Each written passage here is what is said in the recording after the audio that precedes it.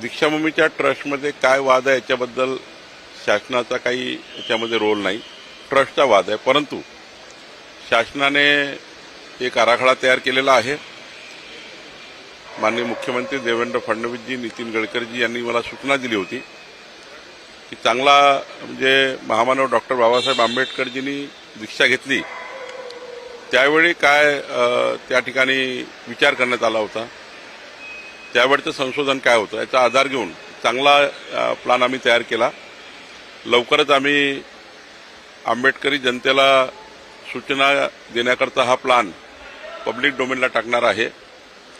आणि एवढंच नाही तर दीक्षाभूमीमध्ये काम करणारे अनेक मान्यवर आहेत, त्यांना हा एकदा प्लान दाखवणार आहे.